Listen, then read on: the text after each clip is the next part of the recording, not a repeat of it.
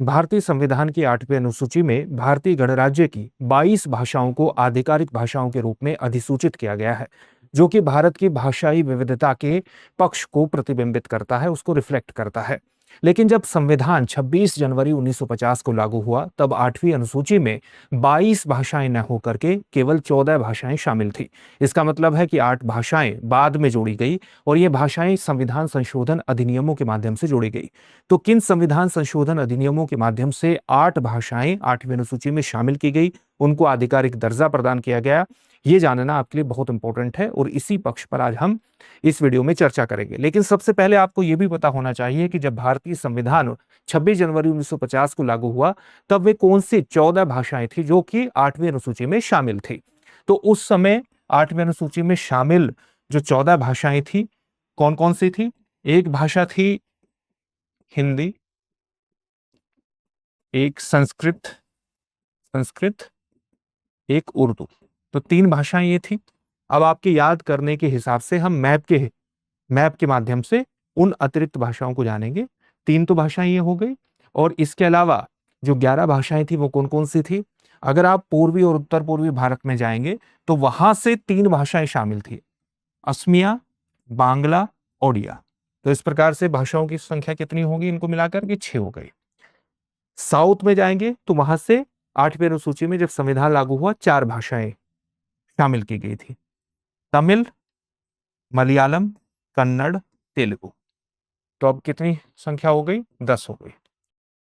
2 भाषाएं कौन सी थी? गुजराती और मराठी। कितनी हो गई? 12। और 2 उत्तरी भारत या उत्तर पश्चिमी भारत, पंजाबी और कश्मीरी शामिल थी और इस प्रकार ये 14 भाषाएं होंगी। तो इस तरह से आपको याद रखने में आसानी होगी। हिंदी, संस्कृत, उर्दू के अलावा दक्षिण भारत में जाइए, 4 भाषाएं यहां से, गुजराती, मराठी पश्चिमी भारत में।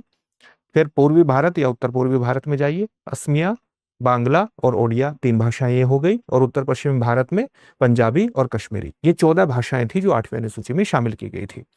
फिर 8 भाषाएं कौन से संविधान संशोधन अधिनियमों के माध्यम से जोड़ी गई, इस पर हम चर्चा करेंगे। लेकिन उससे पहले इस बात को ध्यान में रखिएगा कि नए सेशन के उपलक्ष्य में दृष्टि संस्थान आपके लिए एक विशेष उपहार लेकर के आया है, द न्यू सेशन सेल के रूप में।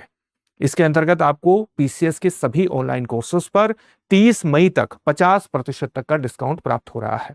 इस छूट का लाभ उठाने के लिए डिस्क्रिप्शन में दिए गए लिंक पर जाइए और इस छूट के लिए अपने आप को रजिस्टर करा दीजिए, या आप दृष्टि लर्निंग ऐप को भी डाउनलोड कर सकते हैं।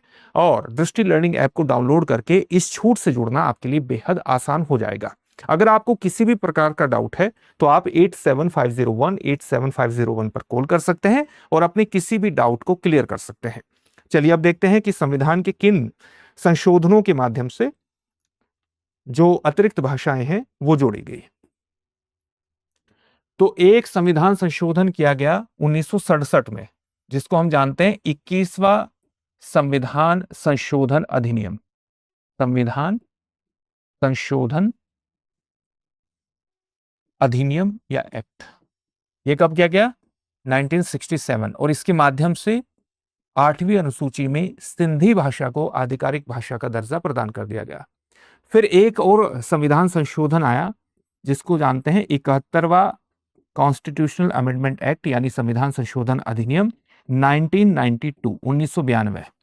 और इसके माध्यम से 3 भाषाओं को 8वीं अनुसूची में शामिल किया गया। वे 3 भाषाएं कौन सी थी? वे 3 भाषा थी नेपाली, मणिपुरी और कोंकणी। तो इस प्रकार से जब सिंधी भाषा को शामिल किया गया तो आधिकारिक भाषाएं कितनी होगी 8वीं अनुसूची में? 15। और जब नेपाली, मणिपुरी और कोंकणी को 1992 में शामिल किया गया तो आधिकारिक भाषाएं 8वीं अनुसूची में हो गई 18। तो फिर 4 भाषाएं कौन सी थी? वे 4 भाषाएं थी जो कि हमारे देश के संविधान संशोधन अधिनियम 92 के माध्यम से जोड़ी गई। 92वां कॉन्स्टिट्यूशनल अमेंडमेंट एक्ट 2003, जो कि वर्ष 2004 में लागू हुआ, इसके माध्यम से 4 और भाषाओं को जोड़ा गया। और वे भाषाएं थी बोडो, डोगरी, मैथिली और संथाली। बोडो, डोगरी, मैथिली, संथाली। इस प्रकार से 8वीं अनुसूची में भाषाओं की संख्या बढ़कर के 22 हो गई। तो 3 संविधान संशोधन अधिनियम आपको याद रखने हैं।